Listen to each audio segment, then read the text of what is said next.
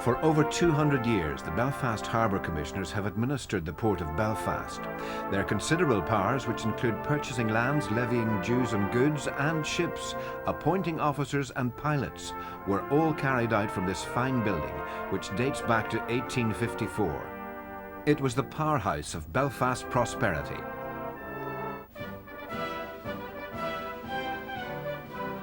By 1888, when Belfast became a city, the skyline was dominated by tall factory chimneys. The smoke that belched out symbolised the dependency on coal. Coal provided the raw material for gas production, which began in the mid-1800s. Coal brought to the port of Belfast was transferred to lighters and carried up the Lagan to the gasworks. The lovely lighters bound, the graceful fleet sailed the deep, from Belfast to Portadown. Ported picturesquely by horse-drawn barges, but those were leisurely days, and time wasn't of the essence. The Britannic, the Germanic, the Olympic, and the Majestic. These men of the Queen's Island Yard lived in the two up, two downs that were a feature of industrial Belfast. Their lives were dominated by ships like the Titanic, ships they forged from plate steel. In their time, they were the state-of-the-art, the leviathans of maritime technology.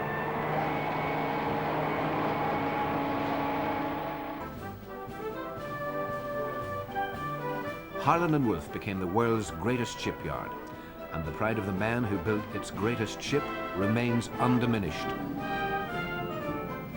A lovely ship, one of the greatest ships I ever want to see. Lovely, all good accommodations and everything, so for the passengers that was going on it. She was a lovely ship and well built. A splendid ship, magnificent ship. But I never expected that she'd have got the fate that she did get. It was a great day, the Lancet Day. A great day. Great. They were all from all over the place for them. And when they touched the thing, they started singing cheer. It was a great day. And then we had a good day after that ourselves. You know what I mean there? The furniture was of the very best class that I can remember in all my life. And we had, at that time, we had 400 of what you might call the super craftsmen of the British Isles at that time, working for Oldham Hayden and Company, who was in charge of that work. About 400. Cuban mahogany was the best mahogany in the market at that time. There never has been anything like it since. Indeed, the light and shade that is in the Cuban mahogany is something so extraordinary you've got to see it and have it pointed out to you before you can really understand it. It was a wonderful sight. We were all excited, and I saw this massive ship with black chimneys, as I would describe them as. 3 of them were belching smoke. I discovered later that the 4th funnel was not for emitting smoke at all, but was for ventilation purposes, and also for what would be now described as cosmetic purposes. After all, the Titanic was a female. My grandfather was on Titanic, but whenever I built the ship, and one night, it was midnight, and the place was in darkness, turned the lights out, went outside. Before I went, I lit the model, the first time ever, and walked away with my back to it, and went across the yard and stood and watched it. And I saw Titanic as nobody had seen Titanic since 1912, and it was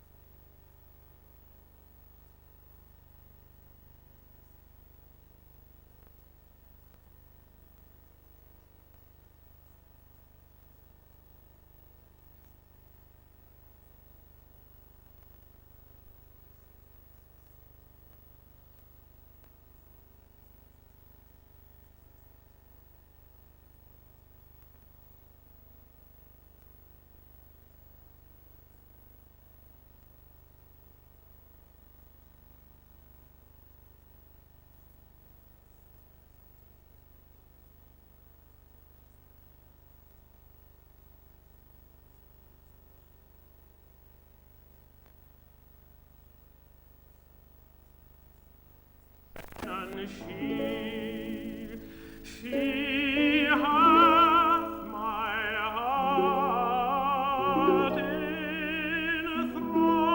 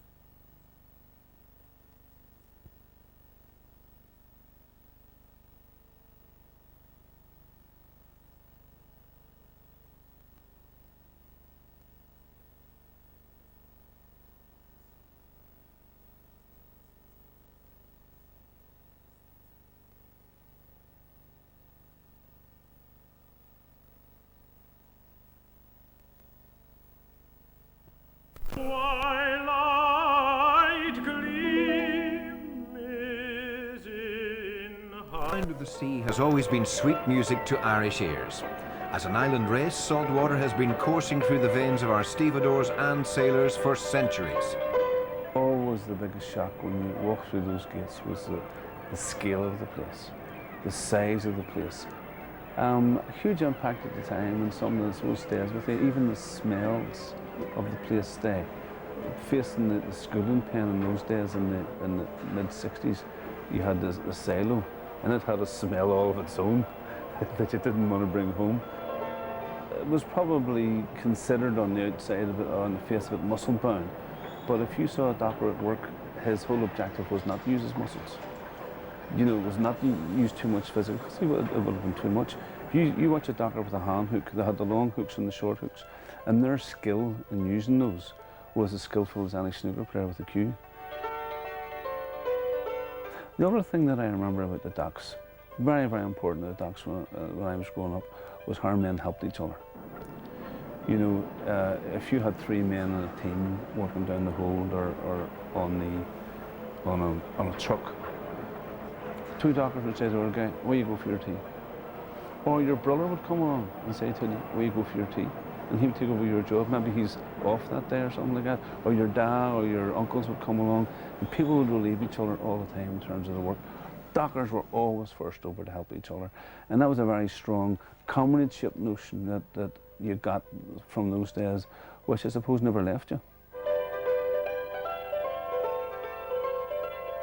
Ships can be built in different lengths. Should be built in 22 feet or 30 feet or 42 feet.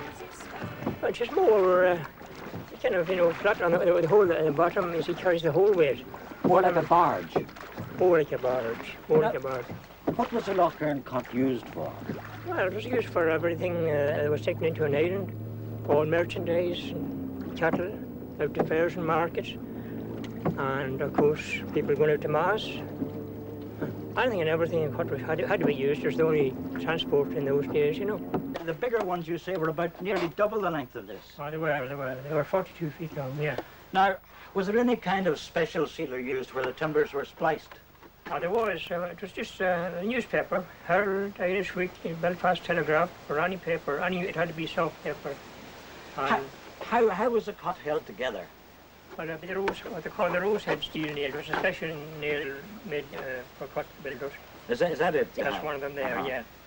Well, what was so special about the rosehead nail? Well, it would never give up, you see. It would never rust. Because a common wire nail, it would rust and then it would burn the timber around it. In a few years, you see, it would get away and it would get very flimsy. The cut would get very flimsy. But that would never, not even at 200 years, that would still be a steel nail. It would never give away.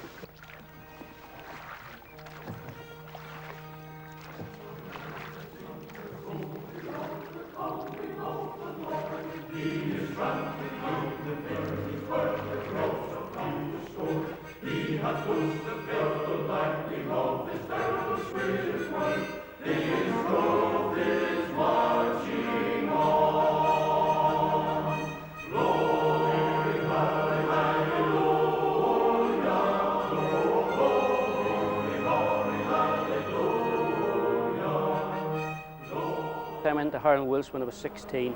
Mother and father paid £25, which was big money then, for to becoming an indentured apprentice, which meant that they guaranteed to keep you on until your apprenticeship was finished.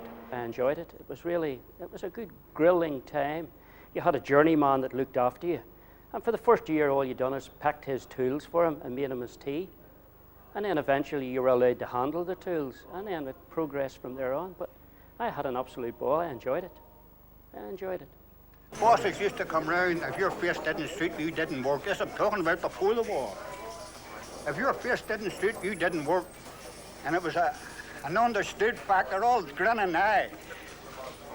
Half it and don't tell your mate. If you didn't work and took pride in your job, you got no money. Because the foreman, after you had finished, whenever he came round and had a look at it, if it didn't suit him, he had to do it over again and got no more money for it. During the war years, Queen's Island turned out 139 warships and 123 merchant vessels. At one point, a ship a week was being floated out. Luftwaffe bombing raids took their toll not just on human life, but on the very fabric of Belfast. In fact, I was working in the Hamilton Dock that night whenever they come over, Dropped a landmine in the aircraft factory that night, and it was 800 killed here, I think, during the Blitz. Today, the twin cranes of the shipyard dominate the city skyline. They stand witness to a time when romance of the sea was at its height, when Harland and Wolff was not fighting for survival in a cutthroat market, when the work of a shipyard in Belfast was world famous.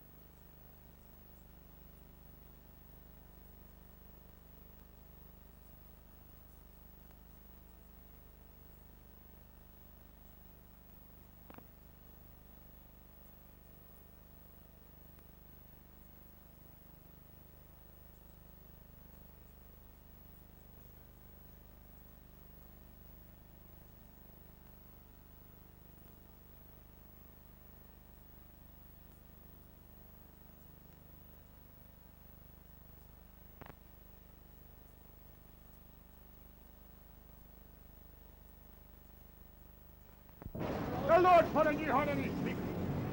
Have you got a good seeking feet?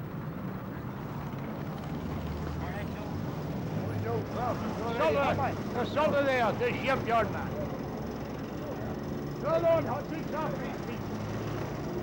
Let me lead them in his. The right way is what?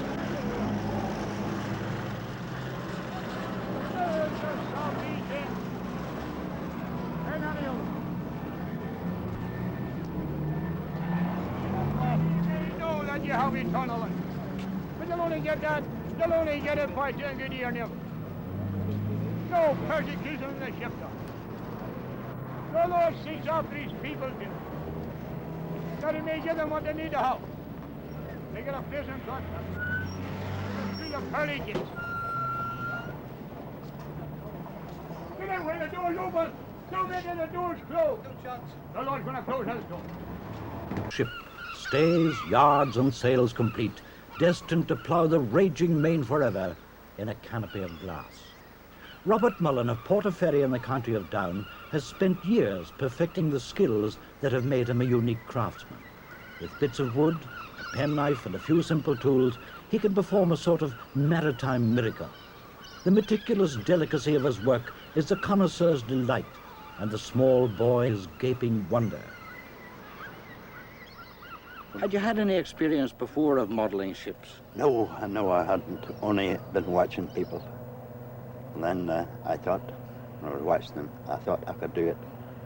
And then I wasn't very good at it, but I got others to lend me a hand. But coming back to the ship itself, yes. What do you start a ship with? Oh, what do you start a ship with? Huh? That's simple. A wood. Like the piece you have in your hand? Like the piece I have in my hand. You get a bit something like that. Well, yeah. Would you take us through the stages now, Bob? Oh, yes. No trouble at all. Yeah, first you get a bit of yellow paint, if you can get it. Bore a hole in it. Something like an old, maybe one of these. Bore a hole in it.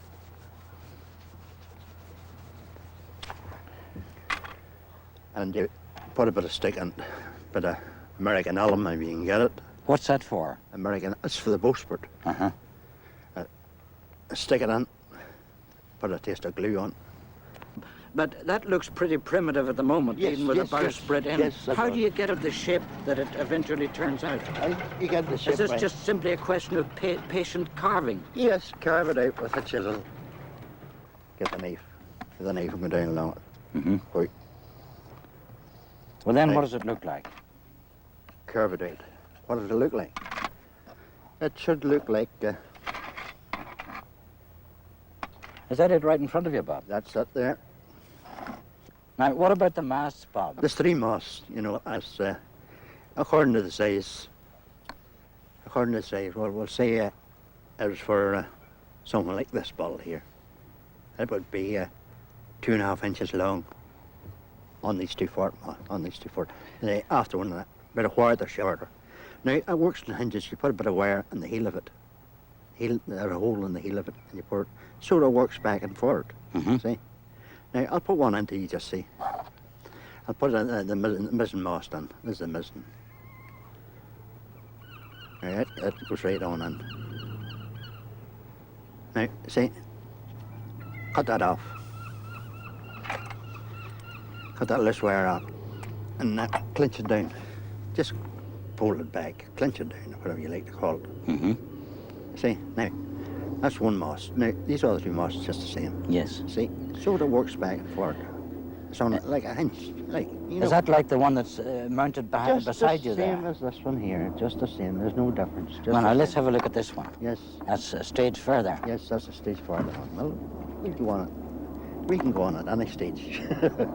Now, after you do get the mast up, you put stays on them. And we're around about 4. That's those red threads That's coming the up red from threads. the side. They go through the mast. There's holes in the mast and they go through it. I think in front of you, Bob, you have one that's a wee bit further forward. Yes. In fact, a good bit further forward, ready to put into the bottle. Yes, ready to put into the bottle. I have. That's out there.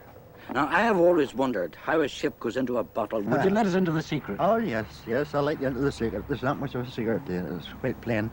And I think you've come to the right man for to do the job. I put in a brave lot in my day. That's as far as we go. Just press her down and hope that everything goes all right. The mizzen is the worst one to go down. It's inclined to shoot forward. But however, we'll manage it.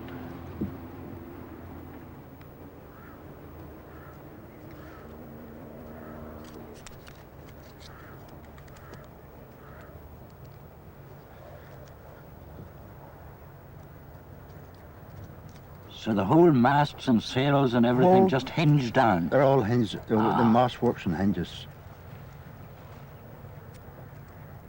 And you turn everything, fold everything down as tight as you can get them. Like one overlapping the other, you know that style.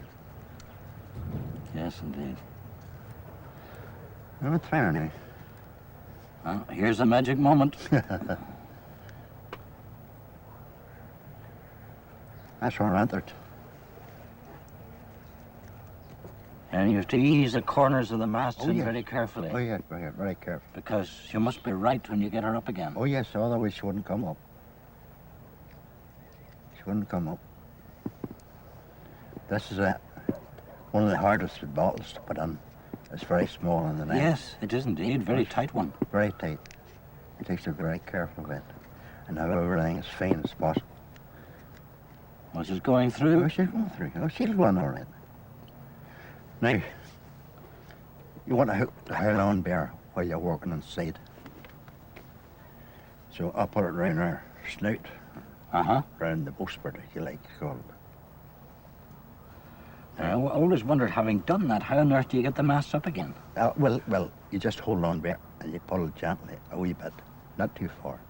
Now, that mizzen mast, I'm sure I didn't looked at it, but it has jumped forward. So I'll ease it back. I'll shove it back into its place, otherwise it wouldn't pull up. See, what you do, you put a bit of a hook. See? Yes. Yeah, watch it jump forward. And I'll get everything sort of, before you pull her up, get everything sort of way right. Now I'll ease up now, down 3 threads that comes through. See? Oh, and up she's coming. Up she's coming now. She's almost up. She's not up yet. But it takes a lot of footing and dabbing at her to get seals and everything into its place. It's just not. Now, whenever I would get everything all, I would glue them threads. Now, I'd glue them. Put a bit of glue there, there. And the same on the heel of the mast, the heel of this on the mast. And whenever that hard is after 2 or 3 hours, cut.